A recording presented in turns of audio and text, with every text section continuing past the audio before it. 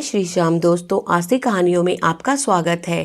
माघ मास महात्म 1 से लेकर 5 तक अध्याय। सारे संसार के कर्ता श्री भगवान विष्णु, देवी सरस्वती तथा श्री गुरुजी के चरण कमलों में नमस्कार करके मैं इस माघ मास महात्म भाषा की रचना करता हूँ।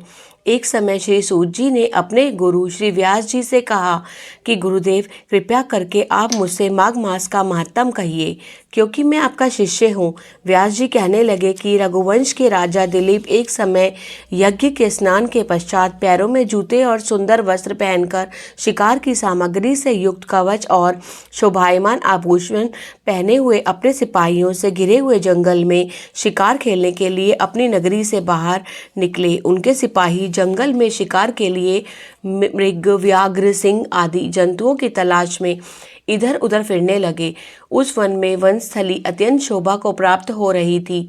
वन में कहीं वृक्षों पर मोर नाच रहे थे, कहीं कहीं मृगों के झुंड फिरते थे, कहीं गीदड़ अपना भयंकर शब्द कर रहे थे, कहीं गैंडों का समूह हाथियों के समान फिर रहा था, कहीं वृक्षों के कटोरों में बैठकर उल्लू अपने भयानक शब्द कर रहे थे, कहीं सिंगों के पद चिन्हों के साथ घायल मृगों के रक्त से भूमि लाल हो रही थी, कहीं दूध से भरी थनों वाली सुंदर भैंसें फिर रही थी, कहीं पर सुगंधित पुष्प, हरी भरी लताएं वन की शोभा को बढ़ा रही थी, कहीं बड़े बड़े पेड़ खड़े थे और कहीं पर उन पेड़ों पर बड़े बड़े अजगर और उनकी केंचुलियां भी पड़ी हुई थी। उसी समय राजा के सिपाहियों के वाजे की आवाज़ सुनकर एक मृग वन में से निकलकर भागने लगा और बड़ी बड़ी चौकड़ियां भरता हुआ आगे बढ़ा। राजा ने उसके पीछे अपना घोड़ा दौड़ाया, परंतु मृग पूरी शक्ति से भागने लगा। मृग कांटेदार वृक्षों के एक जंगल में घुसा और राजा ने भी उसके पीछे वन में प्रवेश किया, परंतु दूर जाकर मृग राजा की दृष्टि से ओझल हो गया और कहीं निकल गया। राजा निर्जन वन में अपने सैनिकों सहित प्यास के मारे अति दुखी हो गया। दोपहर के समय अधिक मार्ग पर चलने से सैनिक थक गए और घोड़े रुक गए। कुछ थोड़ी देर बाद राजा ने एक बड़ी भारी सुंदर सरोवर देखा और किनारों पर घने वृक्ष थे। इसका जल सज्जनों के हृदय के समान स्वच्छ और पवित्र था। सरोवर का जल लहरों से बड़ा सुंदर लगता था। जल अनेक प्रकार के जल जंतु, मछलियां आदि स्वच्छंदता से इधर उधर फिर रही थी। दुष्टों के समान निर्दयी चित्त वाले मगरमच्छ भी थे। किसी किसी जगह लोभी के घर के समान सिमाल भी पड़ी हुई थी। जैसे विपत्ति में पड़े हुए लोगों के दुखों को हरने वाले दानी पुरुष के समान यह सरोवर अपने जल में सबको सुखी करता है, जैसे मेघ चातक के दुख को हरता है। इस सरोवर को देखकर राजा की थकावट दूर हो गई। रात्रि को राजा ने वहीं विश्राम किया और सैनिक पहरा देने लगे और चारों तरफ फैल गए। रात के अंतिम समय में शूकरों के एक झुंड ने आकर सरोवर में पानी पिया और कमल के झुंड के पास आया।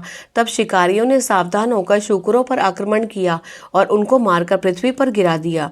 उस समय सब शिकारी कोलाहल करते हुए बड़ी प्रसन्नता के साथ राजा के पास गए और राजा प्रभात हुआ देखकर उनके साथ ही अपनी नगरी की तरफ चल पड़ा। रास्ते में एक तपस्वी को देखा जिसका शरीर तपस्या और नियमों के कारण बिल्कुल सूख गया था, जो मृगछाला और वल्कन पहने हुए था और नख, रोम तथा केश धारण किए था। राजा ने ऐसे घोर तपस्वी को देखकर बड़े आश्चर्य से उसको प्रणाम किया और हाथ जोड़कर खड़ा हो गया। तपस्वी ने राजा को कहा कि हे राजन, इस पुण्य शुभ माघ में इस सरोवर को छोड़कर तुम यहाँ से कैसे जाने की इच्छा करते हो? तब राजा कहने लगा कि महात्मन, मैं तो माघ मास में स्नान के फल को कुछ भी नहीं जानता। कृपया करके आप विस्तार पूर्वक मुझको बतलाइए। दूसरा अध्याय। राजा के ऐसे वचन सुनकर तपस्वी कहने लगा कि राजन, भगवान सूर्य बहुत शीघ्र उदय होने वाले हैं, इसलिए यह समय हमारे लिए स्नान का है, कथा का नहीं।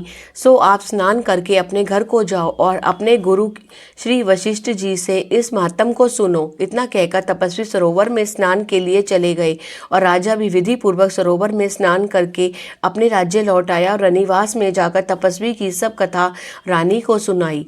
तब सूत जी कहने लगे कि महाराज, राजा ने अपने गुरु वशिष्ठ जी से क्या प्रश्न किया और उन्होंने क्या उत्तर दिया, सो कहिए। व्यास जी कहने लगे, हे सूत जी, राजा दिलीप ने रात्रि को सुख से सोकर प्रातः समय ही अपने गुरु वशिष्ठ जी के पास जाकर उनके चरणों को छूकर प्रणाम करके तपस्वी के बतलाए हुए प्रश्न को अति नम्रता से पूछा कि गुरुजी, आपने आचार, दंड, नीति, राज्य, धर्म तथा चारों वर्णों के चारों आश्रमों की क्रियाओं, दान और उनके विधान, यज्ञ और उनकी विधियां, व्रत, उनकी प्रतिष्ठा तथा भगवान विष्णु की आराधना अनेक प्रकार से तथा विस्तार पूर्वक मुझे बतलाइए। अब मैं आपसे माघ मास के स्नान के महत्व को सुनना चाहता हूँ, सो हे तपोधन, नियम पूर्वक इसकी विधि समझाइए।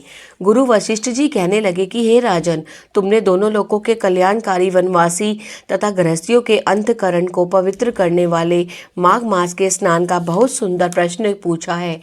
मकर राशि के सूर्य के आने पर माघ मास में स्नान का फल गौ, तिल, भूमि, वस्त्र, स्वर्ण, अन्न, घोड़ा आदि दानों तथा चंद्रायन और ब्रह्मा कूर्च व्रत आदि से भी अधिक होता है। वैशाख तथा कार्तिक में जप, दान, तप और यज्ञ बहुत फल देने वाले होते हैं, परंतु माघ मास में इनका फल बहुत ही अधिक होता है। माघ में स्नान करने वाला पुरुष राजा और मुक्ति के मार्ग को जानने वाला होता है। दिव्य दृष्टि वाले महात्माओं ने कहा कि जो मनुष्य माघ मास में सकाम या भगवान के निमित्त नियम पूर्वक माघ मास में स्नान करता है, वह अनंत फल वाला होता है। उसको शरीर की शुद्धि, प्रीति, ऐश्वर्य तथा चारों प्रकार के फलों की प्राप्ति होती है। अदिति ने 12 वर्ष तक मकर संक्रांति में अन्न त्याग कर स्नान किया। इससे तीनों लोकों को उज्जवल करने वाले 12 पुत्र उत्पन्न हुए।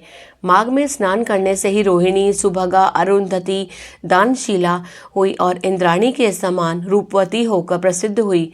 जो माघ मास में स्नान करते हैं तथा देवताओं का पूजन में तत्पर रहते हैं, उनको सुंदर स्थान, हाथी और घोड़ों की सवारी तथा दान को द्रव्य प्राप्त होता है और अतिथियों से उनका घर भरा रहता है और उनके घर में सदा वेद ध्वनि होती रहती है। वह मनुष्य धन्य है जो माघ मास में स्नान करते हैं, दान देते हैं तथा व्रत और नियमों का पालन करते हैं और दूसरे पुण्यों की क्षीण होने से मनुष्य स्वर्ग से वापस आ जाता है।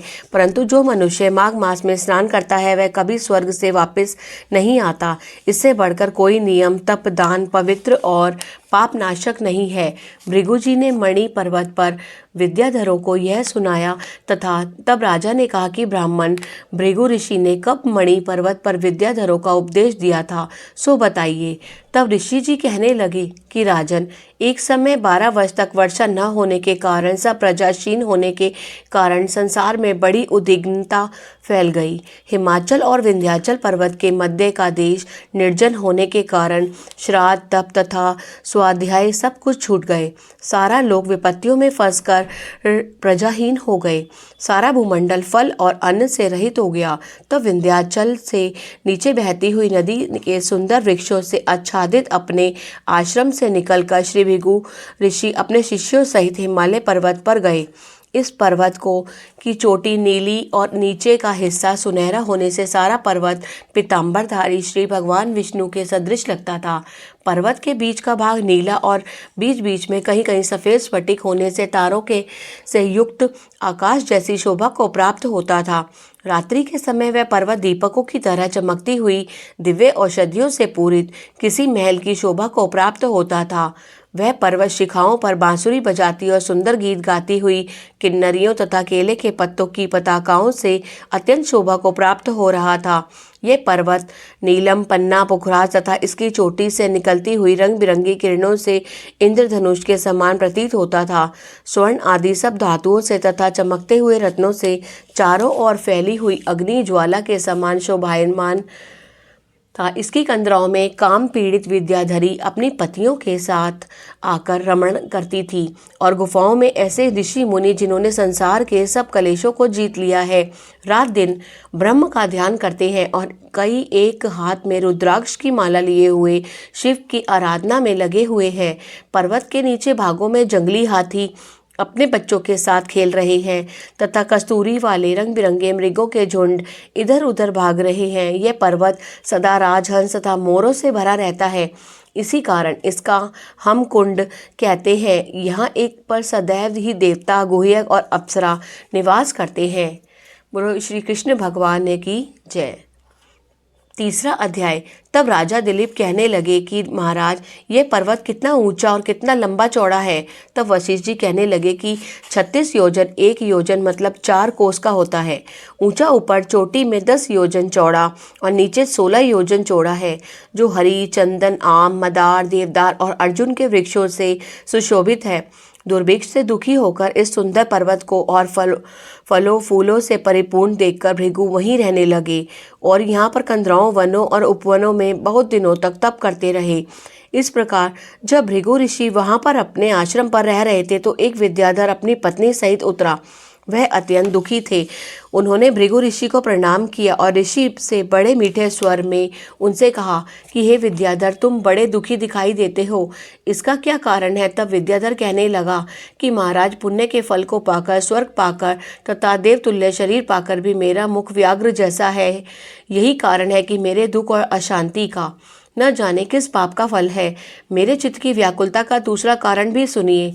यह मेरी पत्नी अति रूपवती, मीठा वचन बोलने वाली, नाचने और गाने की कला में अति प्रवीण, शुद्ध चित्त वाली, सातों सुरों वाली, वीणा को बजाने वाली, जिसने अपने कंठ से गाकर नारद जी को प्रसन्न किया, नाना स्वरों का नाद से वीणा बजाकर कुबेर को प्रसन्न किया, अनेक प्रकार के नाच ताल से शिवजी महाराज भी अति प्रसन्न और रोमांचित हुए। शील, उदारता, रूप तथा यौवन में स्वर्ग की कोई अप्सरा भी इस जैसी नहीं है।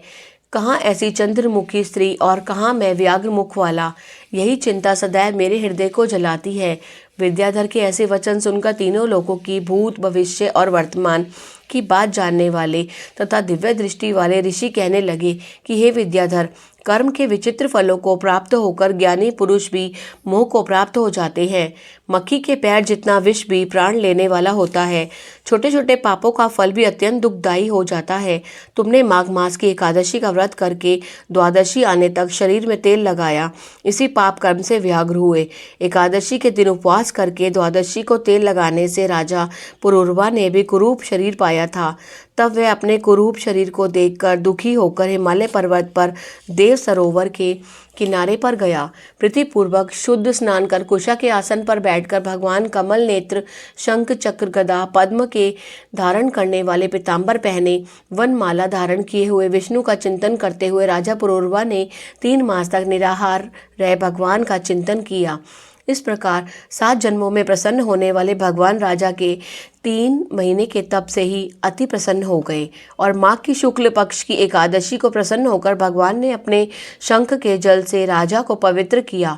भगवान ने उसके तेल लगाने की बात याद दिलाकर सुंदर देवताओं का स्वरूप दिया, जिसको देखकर उर्वशी भी उसको चाहने लगी और राजा कृतकृत्य होकर अपनी पुरी को चला गया। भृगु ऋषि कहने लगे कि हे विद्याधर, इसलिए तुम क्यों दुखी होते हो। यदि तुम अपना यह राक्षसी रूप छोड़ना चाहते हो तो मेरा कहना मानकर जल्दी ही पापों को नष्ट करने वाली हेमकूट नदी में माघ मास में स्नान करो, जहाँ पर ऋषि सिद्ध देवता निवास करते हैं। अब मैं इसकी विधि बताता हूँ। तुम्हारे भाग्य से माघ मास आज से 5वें दिन ही आने वाला है। पौष शुक्ला एकादशी से इस व्रत को आरंभ करो। भूमि में सोना, जितेंद्रिय रहकर दिन में 3 समय स्नान करके महीने भर निराहार रहो। सब भोगों को त्याग कर तीनों समय भगवान विष्णु का पूजन करो। जब तुम द्वादशी को शिवजी स्तोत्र और मंत्रों से पूजन करोगे तो तुम्हारा मुख देखकर सभी चकित हो जाएंगे और तुम अपनी पत्नी के साथ सुखपूर्वक क्रीड़ा करोगी। माघ मास के प्रभाव को जानकर सदा माघ में स्नान करो। पाप और दरिद्रता से बचने के लिए मनुष्य को सदा यत्न से माघ मास का स्नान करना चाहिए। स्नान करने वाला इस लोक तथा परलोक में सदा सुख पाता है। वशिष्ठ जी कहते हैं कि दिलीप भृगु जी के वचन सुनकर वह विद्याधर अपनी स्त्री सहित उसी स्थान पर पर्वत के झरने में माघ मास में स्नान करता रहा और उसके प्रभाव से उसका मुख देव सदृश हो गया और वह मणिगिरी पर्वत पर आनंद से रहने लगी। और भृगु जी भी नियम की समाप्ति पर शिष्यों सहित ईवा नदी के तट पर आ गए। श्री कृष्ण भगवान की जय। चौथा अध्याय। श्री वशिष्ठ कहने लगे कि हे राजन, अब मैं माघ मास के उस महात्म को कहता हूँ जो कार्तवीर्य के पूछने पर दत्तात्रेय जी ने कहा था। जिस समय साक्षात विष्णु के रूप श्री दत्तात्रेय जी सत्य पर्वत पर रहते थे, तब महिष्मति के राजा सहस्रार्जुन ने उनसे पूछा कि हे योगियों, मैं श्री दत्तात्रेय जी, मैंने सब धर्म सुने, अब आप कृपा करके मुझे माघ मास का महात्म कहिए। तब दत्तात्रेय जी बोले, जो नारद जी से ब्रह्मा जी ने कहा था वही माघ महात्म मैं तुमसे कहता हूँ। इस कर्म भूमि भारत में जन्म लेकर जिसने माघ स्नान नहीं किया उसका जन्म निष्फल गया। भगवान की प्रसन्नता, पापों के नाश और स्वर्ग की प्राप्ति के लिए माघ स्नान अवश्य करना चाहिए। यदि यह पुष्ट शुद्ध शरीर माघ स्नान के बिना ही रह जाए तो इसकी रक्षा करने से क्या लाभ।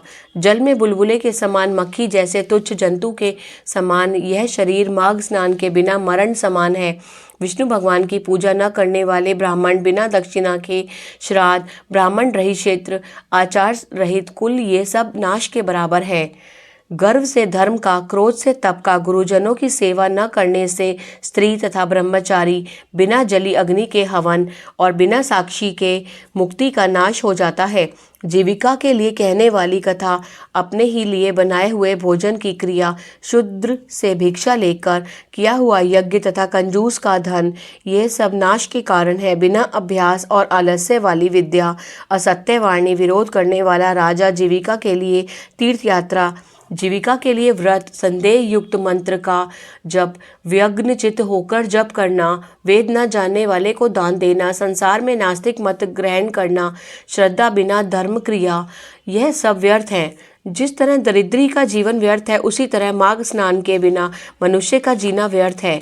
ब्रह्मघाती, सोना चुराने वाला, मदिरा पीने वाला और गुरु पत्नी गामी और इन चारों की संगति करने वाला माघ स्नान से पवित्र होता है। जल कहता है कि सूर्योदय से पहले जो मुझसे स्नान करता है, मैं उसके बड़े से बड़े पापों को नष्ट करता हूँ। महापातक भी स्नान करने से भस्म हो जाते हैं। माघ मास के स्नान का जब समय आ जाता है तो सब पाप अपने आप नाश के भय से कांप उठते हैं। जैसे मेघों से मुक्त होकर चंद्रमा प्रकाश करता है, वैसे ही श्रेष्ठ मनुष्य माघ मास में स्नान करके प्रकाशमान होते हैं। काया वाचा मनसा से किए हुए छोटे या बड़े, नए या पुराने, सभी पाप स्नान से नष्ट हो जाते हैं। आलस्य में बिना जाने जो पाप किए हों वह भी नाश को प्राप्त होते हैं। जिस तरह जन्म जन्मांतर के अभ्यास से आध्यात्मिक ज्ञान की प्राप्ति होती है, उसी तरह जन्मांतर अभ्यास से ही माघ स्नान में मनुष्य की रुचि होती है। यह अपवित्रों को पवित्र करने वाला बड़ा तप और संसार रूपी कीचड़ को धोने की पवित्र वस्तु है।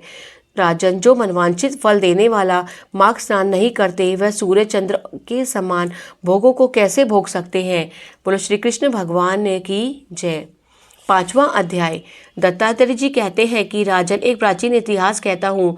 भृगुवंश में ऋषि का नाम की एक ब्राह्मणी थी जो बाल्यकाल में ही विधवा हो गई थी। वह रेवा नदी के किनारे विंध्याचल पर्वत के नीचे तपस्या करने लगी।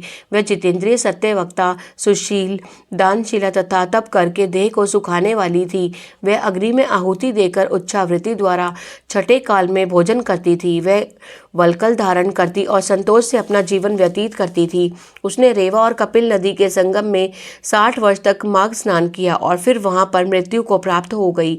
माघ स्नान के फल से वह दिव्य 4000 वर्ष तक विष्णु लोक में वास करके सुंदर और उपसुंद नामक दैत्यों के नाश करने के लिए ब्रह्मा द्वारा तिलोत्तमा नाम की अप्सरा के रूप में ब्रह्मलोक में उत्पन्न हुई।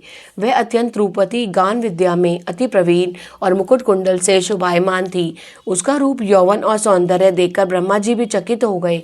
वह कुमारी तिलोत्तमा रेवा नदी के पवित्र जल में स्नान करके वन में बैठी थी। तब सुंद और उपसुंद के सैनिकों ने चंद्रमा के समान उस रूपवती को देखकर अपने राजा सुंद और उपसुंद से उसके रूप की शोभा का वर्णन किया और कहने लगे कि कामदेव को लज्जित करने वाली ऐसी परम सुंदरी स्त्री हमने कभी नहीं देखी। आप भी चलकर देखें। तब वह दोनों मदिरा के पात्र रखकर वहां पर आए जहां पर वह सुंदरी बैठी हुई थी और मदिरा के पान से विफल होकर काम पीड़ा और पीड़ित हुए और दोनों ही आपस में उस स्त्री रत्न को प्राप्त करने के लिए विवादग्रस्त हुए और फिर आपस में युद्ध करते हुए वहीं समाप्त हो गए। तब उन दोनों का मरा हुआ देखकर उनके सैनिकों ने बड़ा कोलाहल मचाया। तब तिलोत्तमा काल रात्रि के समान उनको पर्वत से गिराती हुई 10 दिशाओं को प्रकाशमान करती हुई आकाश में चली गई और देव कार्य सिद्ध करके ब्रह्मा के सामने आई। तो ब्रह्मा जी ने प्रसन्नता से कहा कि हे चंद्रवदनी, मैंने तुमको सूर्य के रथ पर स्थान दिया। जब तक आकाश में सूर्य स्थित है, नाना प्रकार के भोगों को भोगो। सो हे राजन, वह ब्राह्मणी अब भी सूर्य के रथ पर माघ मास स्नान के उत्तम भोगों को भोग रही है। इसलिए श्रद्धावान पुरुषों को उत्तम गति पाने के लिए यत्न के साथ माघ मास में विधि पूर्वक स्नान करना चाहिए। बोलो श्री कृष्ण भगवान की जय।